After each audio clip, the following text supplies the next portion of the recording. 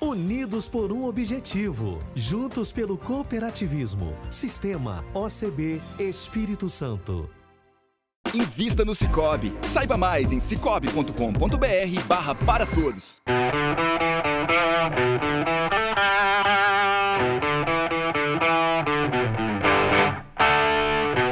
Música, solidariedade e cooperativismo. Uma combinação perfeita.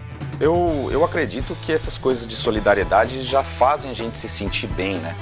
Talvez isso seja a maior recompensa que a gente tem quando a gente mexe com essas coisas, né? E aí, isso quando é somado com música, que é uma coisa que a gente gosta, né? O pessoal da banda, né? A gente gosta muito. Aí ficou muito mais gostoso, né? Uma sensação muito especial. E a Vera Caser, como sempre, tem dicas, valiosas para as cooperativas. Olá, você que está aqui com a gente no Mundo Cooperativo. Hoje nós vamos entender um pouco mais a respeito do que o público fala sobre o que nós publicamos nas redes sociais da nossa cooperativa.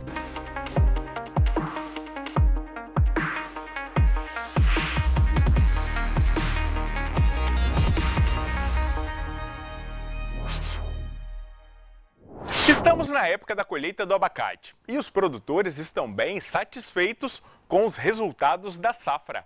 O abacate se tornou queridinho pelo sabor, valor nutricional, benefícios para o coração e versatilidade, podendo ser usado em receitas doces e salgadas. E você sabia que se produz muito abacate em Goiás? Nossa produção vai de janeiro a junho, como é o caso da plantação de Campo Limpo de Goiás, na região central do estado. Do plantio até começar a produzir, o abacateiro leva em torno de 5 a 6 anos. O produtor precisa ter realmente paciência para fazer o manejo correto para começar a produzir, né? Antigamente, gente, o abacate ele era visto como uma fruta calórica, mas agora não, passou a fazer parte de dietas, virou um alimento fitness, vamos dizer, né? E é um alimento rico em muita coisa, né, Alexandre? Isso, rico em ômega 3, e ele é um anti-inflamatório natural, né? E deixou de ser aquele vilão de comida calórica, né? Na verdade, o ômega 3 ela favorece demais o corpo humano, né? E como que está a safra neste ano? Você que começa a colher o abacate aqui na região de Campo Limpo no mês de janeiro. A safra está boa, né? A chuva ajudou a gente bem, graças a Deus, né? E vamos ver como que vai ser o período desse ano, né? Por exemplo, o manejo é muito complicado, ele é difícil de cuidar de um pé de abacate? O período mais crítico do abacate, eu como produtor que eu falo, é o período da florada. Se a gente perder aquela janela de entrada da florada, você perde o ano todo. Então essa é aqueles 45 dias que a gente tem que estar dormindo dentro do abacate para ver o que está acontecendo, sabe? Se você perder essa janela, aí você perde o ano todo. O Alexandre cultiva 3.200 pés de abacate numa área de 30 hectares e o produtor trabalha com 4 variedades: Breda, Quintal, Geada e Fortuna. Esse aqui é o qual? Esse é o Fortuna. Esse é o Fortuna. É uma fruta muito bonita, um peso mais ou menos 1 quilo. Para ir para o mercado, esse aqui é o tamanho ideal. O consumidor brasileiro tem a mania de comprar o maior, né? Então a gente tenta produzir sempre o maior, né? Porque é assim que funciona o mercado. E como que está o mercado esse ano? Quanto está a caixa, por exemplo, de 21, 22 quilos?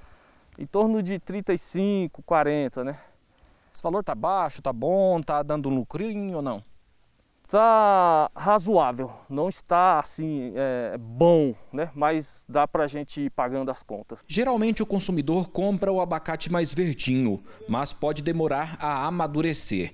E tem uma técnica que acelera o processo de amadurecimento. Tem uma receita popular que realmente funciona, que é você deixar o abacate embrulhado no jornal e num lugar mais quente, não muito quente. Mas não colocar no fogo, no forno, não. Um lugar mais abafado. Mais abafado. Ele adianta bem o processo de maturação da fruta. Então, e não colocar na geladeira. Então, se a pessoa comprar, colocar na geladeira pensando que vai preservar a fruta lá ou ela vai amadurecer mais rápido, pode esquecer. Pode. Mumifica lá dentro, mas não amadurece. Não madura. E sabe quem já está chegando? A Vera Caser com as dicas de comunicação para as cooperativas. Oi, Vera! Oi, Bruno! Olá, você que está aqui com a gente no Mundo Cooperativo.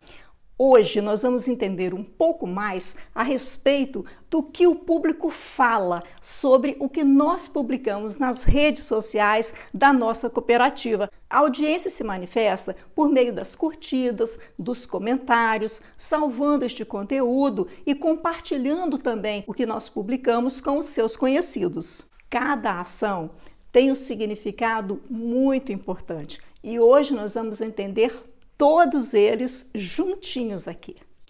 O número de curtidas e de compartilhamentos e a quantidade de vezes que esse conteúdo foi salvo ajudam a gente a compreender se o público se identificou ou não com este conteúdo. Tudo isso é o tão desejado engajamento que todos almejamos tanto. E por quê? Simples. Quanto mais nós prendemos a atenção das pessoas, mais tempo elas permanecem nas redes sociais. É tudo que as redes sociais precisam, da atenção das pessoas. Quanto mais tempo elas ficam nas redes sociais, maior a probabilidade de elas assistirem aos anúncios que precisam ser veiculados. Vamos entender agora a diferença entre alcance e impressões. Alcance é o número de pessoas únicas que viram uma publicação. Já impressões significam a quantidade de vezes que uma postagem foi visualizada. Pode haver mais impressões do que alcance? O número pode ser maior? Sim, porque um post pode ter sido visto mais vezes por uma mesma pessoa. Sempre é importante você analisar e comparar esses números para saber quais são os conteúdos que estão agradando mais o público e sempre procurar seguir a linha daqueles conteúdos. Algumas vezes até repetir os mesmos posts ou fazer de uma forma diferente o conteúdo que já foi utilizado e que agradou tanto essas pessoas. E olha, um detalhe muito importante, essa análise, essa comparação de um anúncio com outro, de um post com outro, deve ser feita tanto para os conteúdos orgânicos, ou seja, aqueles em que não houve um investimento, quanto para os anúncios. Já pensou? Gastar com anúncios e não ter resultados? Isso não pode acontecer nunca. Por isso que é tão importante que sejam feitas as análises com muita frequência. Por hoje eu vou ficando por aqui, lembrando que você pode enviar as suas dúvidas pelas minhas redes sociais. Vera_Caser é o meu Instagram. Um abraço muito carinhoso e até a próxima. Valeu, Vera! Intervalo rápido aqui no Mundo Cooperativo e nós voltamos já já. Já te adianto que vai ter música.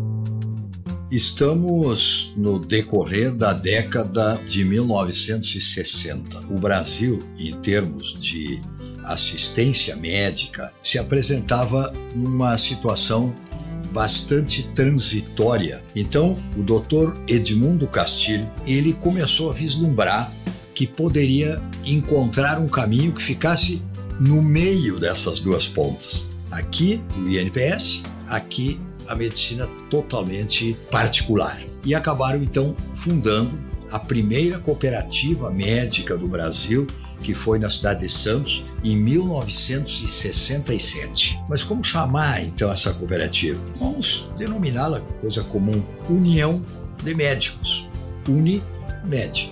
Por que criar cooperativas? Justamente porque isso poderia dar melhor remuneração ao médico e facilitar para o paciente a questão dos seus gastos com a saúde. Hoje, as 346 Unimedes existentes no Brasil têm em torno de 115 a 120 mil médicos cooperados. 18 milhões e meio de beneficiários, 2.550 hospitais credenciados, dos quais 117 são hospitais próprios. As Unimedes, nós entendemos, são um braço hoje fundamental para as políticas de saúde do governo.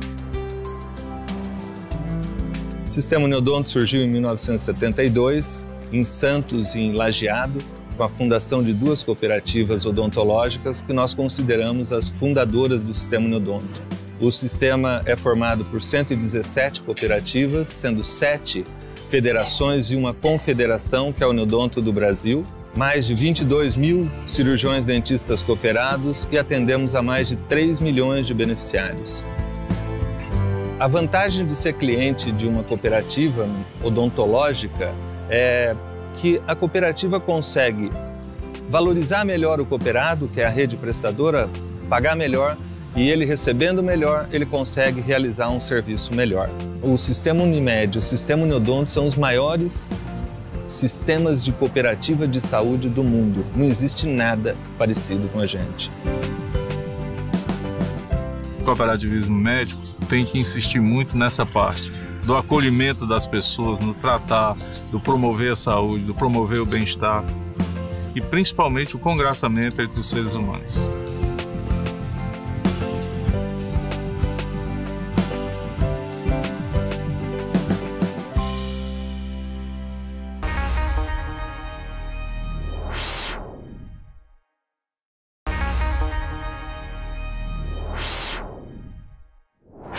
Solidariedade combina com cooperativismo? Eu garanto que sim, e a prova está aqui no estúdio. É que a Cooperativa dos Anestesiologistas do Espírito Santo promoveu uma live e o resultado superou muito todas as expectativas. E para falar sobre esse assunto, eu convidei o Dr. André Carnevale, ele que é diretor administrativo da Copanestes. Doutor, bem-vindo ao mundo cooperativo. Muito obrigado. Agora, doutor, me conta, como é que foi pensada essa live de solidariedade nesse momento tão difícil que a gente está passando? Então, eu posso dizer que inicialmente a gente não pensou em fazer uma live, né? A gente pensou em pegar uma parte do nosso recurso que já estaria destinado para algo relacionado à solidariedade e fazer uma doação. Ocorre que aí a gente, em uma conversa com a diretoria, né, com o nosso presidente, o Dr. Célio Miranda, a gente considerou que talvez a melhor ideia seria a gente fazer um barulho com isso. Então a gente usou até esse termo. Vamos fazer um barulho com isso, dar um chacoalhão aí nas pessoas e falar da importância de se fazer solidariedade. E aí a gente ficou com esse negócio de barulho na cabeça e pensamos, vamos fazer um evento musical. E aí deu no que deu. Então, já que o doutor falou de como foi a live, vamos assistir um pedacinho para a gente entrar no clima da live solidária da turma da Copanestes. Acompanhe aí um pedacinho.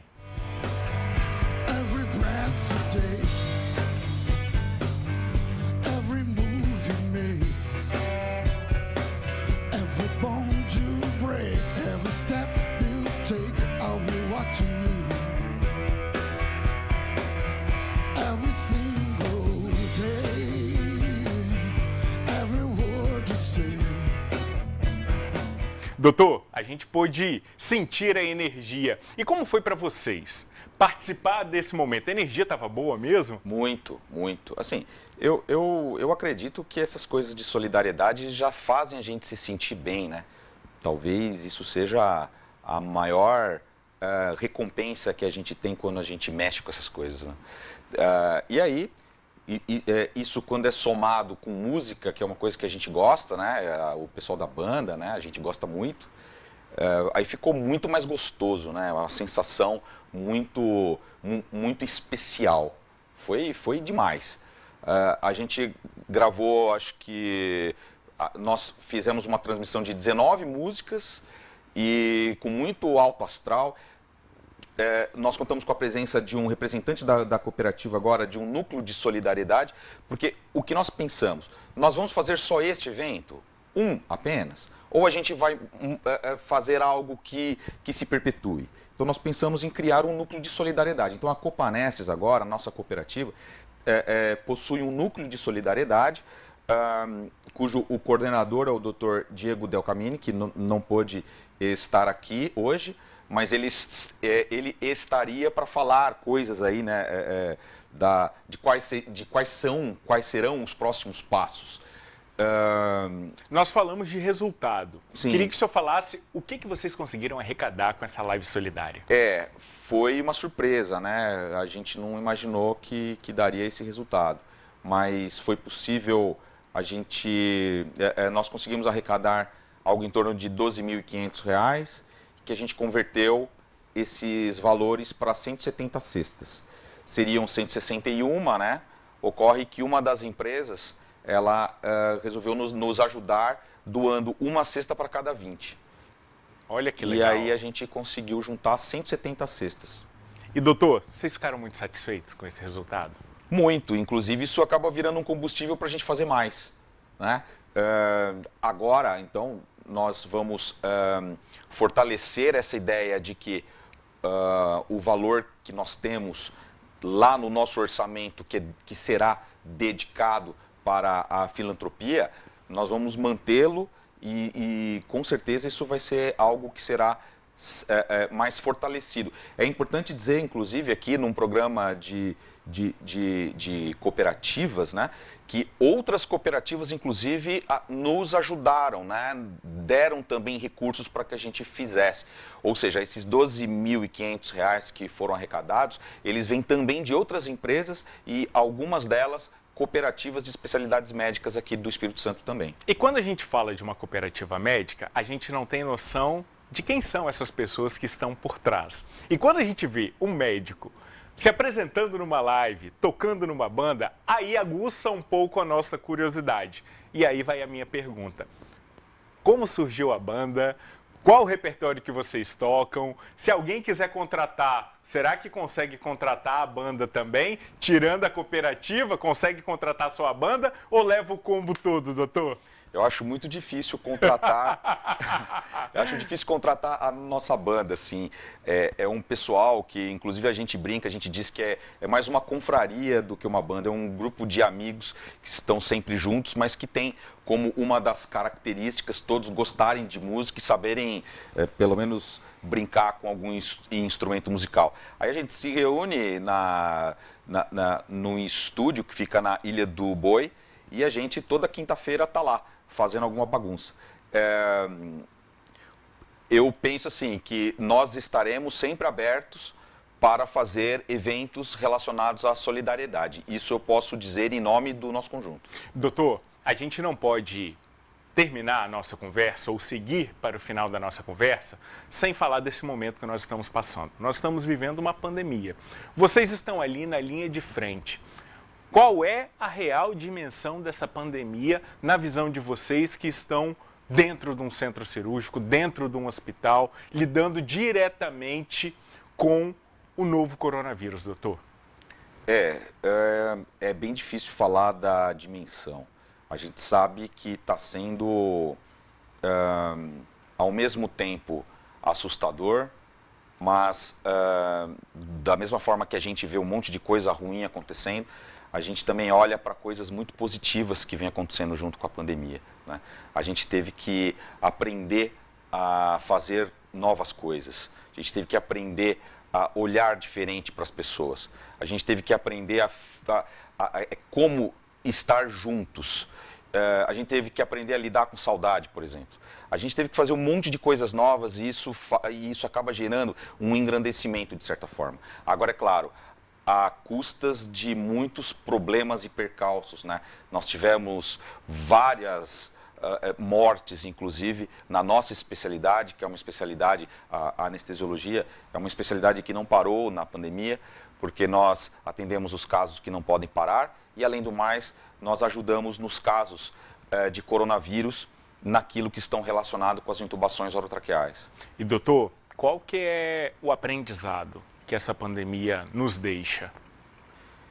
Eu acho que essa pandemia nos ensina a ser ser humanos melhores, né? A gente aqui está falando um exemplo da live.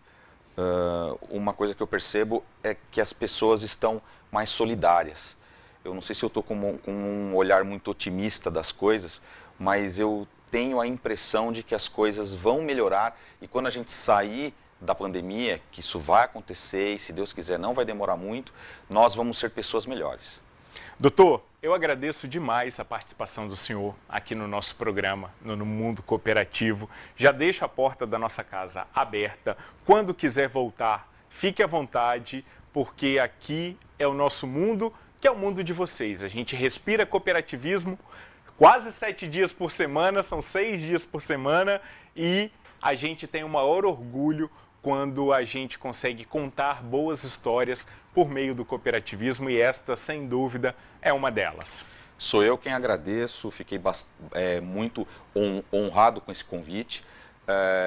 Volto a dizer que o pessoal dos Dinossauros, que é a nossa banda, eles ficaram extremamente honrados também em saber que eu estou aqui colocando a banda à disposição de qualquer evento, qualquer pessoa que quiser fazer algo no sentido da solidariedade. Doutor, eu agradeço demais a participação do senhor. O Mundo Cooperativo de hoje fica por aqui. Para rever o programa, você já sabe, é só acessar o nosso portal Sim Notícias em simnoticias.com.br. Muito obrigado pela sua companhia e até o nosso próximo encontro. Lembrando que a gente vai encerrar o programa de hoje com música. Então, com vocês, a banda Dinossauros. É isso aí.